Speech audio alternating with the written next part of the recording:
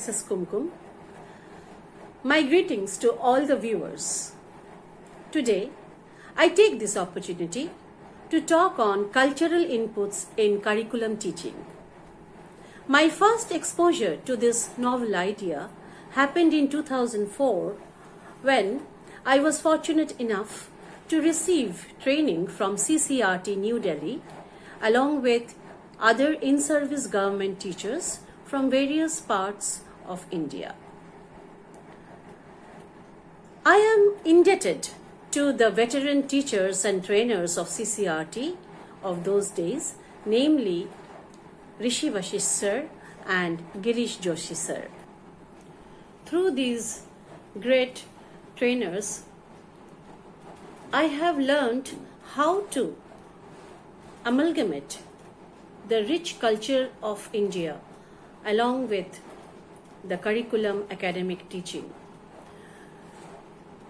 The message of CCRT was actually to spread it to the grassroots level, to the children, the future generation of India. As a teacher trainer, I have tried both in school and outside school around me in my community to spread the message of CCRT through various workshops, orientation programs and slideshows. All this I have done with the close supervision of CCRT.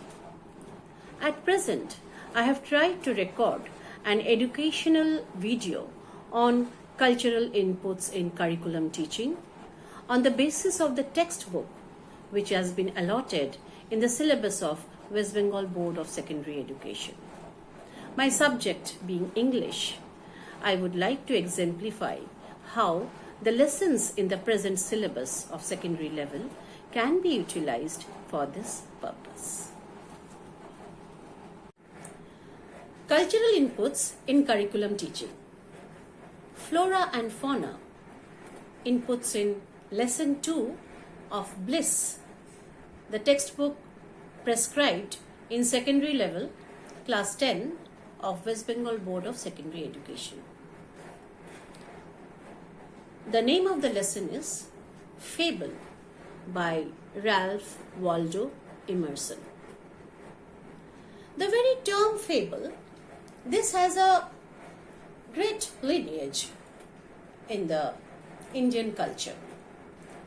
As the name suggests, everyone knows, the children are also aware of this particular term, that fable is a story told either in verse or in prose where we have animal characters that are treated like human beings.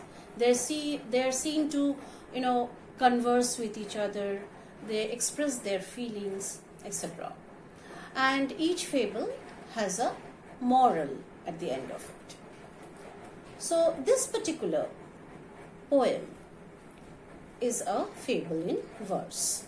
This is written by Ralph Waldo Emerson. While beginning this lesson, we can tell the children the importance and the cultural heritage that is associated with fables. Fables, today we get it in printed forms in books, but they were not always printed. They were not always written down. They passed from one generation to another by, in the process of storytelling. The grandparents of the house, the elderly members of the house, they usually narrated these stories to the children with an intention of acquainting them with the various values of life. So this is, you could say, it's an indispensable part of Indian culture. So we can talk about it and we can involve the children into the discussion as well, asking them individually that let me just find out who can tell me some famous popular fables of India, and they can come up with various stories from the Panchatantra or the Aesop's fables. So in this way you can make the class very interesting. It's a sort of warming up in the class we can do with the help of cultural inputs. as I told you, that my teaching here would be concentrating on how we can amalgamate flora and fauna of India into this particular poem. So before going into that, I would like to give a pleasure reading of the poem. It's quite a short one. I will just read it out in front of all of you. Fable by Ralph Waldo Emerson. The mountain and the squirrel had a quarrel, and the former called the latter little prig. One replied, "You are doubtless very big, but all sorts of things and weather must be taken in together to make up a year and a sphere. And I think it no disgrace to occupy my place. If I am not so large as you are not so small as I, and not half so spry. I'll not deny you make a very pretty squirrel track. Talents differ. All is well and wisely put. If I cannot carry forests on my back, neither can you crack a nut." So quite an interesting poem for the children. Now, let's come to the amalgamation part, how I can include the cultural inputs into this particular teaching. Let's concentrate on the first line. The mountain and the squirrel had a quarrel. Now, the very first word or the very first term that we come across this particular lesson is the mountain. Now, this term is quite familiar to the students, especially since they are in class 10. They have come across this term so often. Right from their childhood, in various ways, they have been acquainted with this term, not only in the academic way but also in the artistic way. They have learned about mountains in geography. They have also drawn mountains in their landscape designs, in their sceneries, so-called the sceneries. The children are very fond of drawing sceneries where the primary object is the mountains and the sun rising behind the mountain. So this is quite a very familiar term to them. As class 10 students, I can ask these students to name some of the famous mountains of India. And naturally, they would come up with names such as the Himalayas, the Hindu Kush, the Nilgiri Hills, the Vindhyas Mountain, and many other minor hills as well, such as in West Bengal there is Ayodhya Pahar and all that, okay, the hills.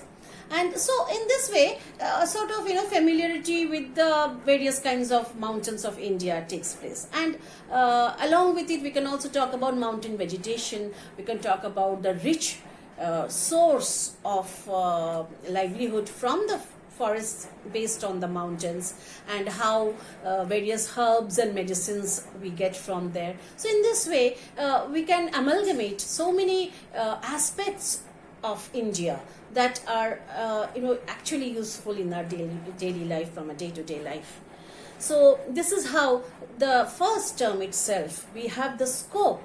Although it's an English class, yet we have the scope of talking so much about India. And the next term now, and the squirrel. As with the first term, that is the mountain, we talked about the flora of India. Now we would shift to the fauna of India with the second term, that is the squirrel. Now the squirrel is a very common animal that we see in our everyday life. The children of class 10, they must have also seen squirrels in plenty every day in their life, walking down to school and back home. Now the common squirrel that we see are the three-striped palm squirrel. Palm squirrel we call it because they are the size of a palm. Now we can ask the children that, okay, share your experience of watching or observing a squirrel. Have you ever seen it? And I'm sure that they will come up with their own experiences of watching observing a squirrel. And the interesting fact about it is that the squirrels are usually, their nature, I'm talking about the nature, they're usually diurnal or crepuscular. Now, crepuscular squirrels are very active during the twilight.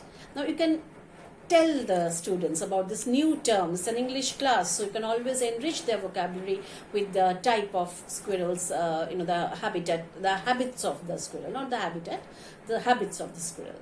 That is, they are crepuscular. So crepuscular means those animals which are very active during twilight. Now, twilight means the sunset time.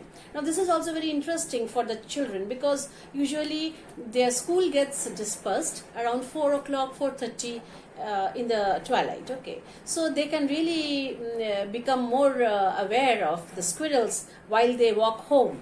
While coming to school, they might be busy because they might be, have the responsibility of reaching the school on time. But while going home, they can always spare a little time and watch a squirrel and observe a squirrel. Maybe next day they come and share with you their personal observations. Okay, so that would be a grand, I could say, association with the fauna of India. So this is how we make the class more interesting, and at the same time, we acquaint them with the rich fauna that is around us. Okay. While talking about squirrels, we can ask them to collect more information about squirrels. They can collect pictures, they can draw various types of squirrels, and thus the class becomes very interesting. During your conversation, you can help them in collecting the information, such as the varieties of squirrels that can be seen in India, the tree squirrels, the ground squirrels, the chipmunks, the marmots, and the area which is associated with it. Such as the Malabar giant squirrel, then you have the marmots in Himalayas. Then another information you can share with your children is that the state animal of Maharashtra is squirrel. So that is also a very interesting fact that they will come to know. And then there are the flying squirrels of Arunachal Pradesh and the black giant squirrels of Kaziranga. So in this way, you can bring to their notice, bring to their knowledge the various kinds of squirrels all over India, and how this is actually a part of our heritage as well. Nature is always a part of our heritage. So another thing while teaching this you can tell is about the quality of the squirrel. The squirrel has a wonderful quality of adjustment. As far as its habitat is concerned, you can find the squirrels. They abound in various areas, starting from tropical rainforests to semi-desert areas. So this is another thing to be actually learned from squirrels, that they have the capability of adjusting with any kind of surrounding. A learning lesson for teenagers as well, that you need to adjust yourself to the changing environment. So in today's I could say definition of being intelligent is one not who has great brains, but a person who can actually adjust with the surrounding. So to that extent, a squirrel is a very intelligent animal because it can adjust itself to its surroundings. And you can also talk about the works of wildlife rehabilitators who rescue baby squirrels. Sometimes many baby squirrels, what happens, the nest breaks and the squirrels, the baby squirrels, they fall down and they die. So these wildlife rehabilitators, they go and they initiate into rescuing these young squirrels and taking them to a shelter, and once they grow, they again put them back into nature. So this is how so many nature lovers in India, they work. So in this way, a simple poem which actually has its own quality of being a good poem also has so many enriching facts which you can share with your students. And then you can go on to the other grammatical part of the English text, which is of course not the present subject, present concern in this particular video. So I'm not going into the grammatical part or the literary appreciation part, which of course will be taken care of by any English teacher. Now what we should also keep in mind as subject teacher that we have been, it's a responsibility sort of to pass on this culture of India, this rich heritage of India to the students. And it's always from the words of the teacher, the mouth of the teacher, that a student always is inspired. So if what they hear in the classroom, they will keep it back in their memory in their lifetime. So this was my humble endeavor. Once again, I am thankful to CCRT for channelizing me into trying these lessons as part of cultural inputs and curriculum teaching. Thank you for viewing, and I would like to expect I would expect the feedbacks regarding this particular educational video from all my viewers. Thank you.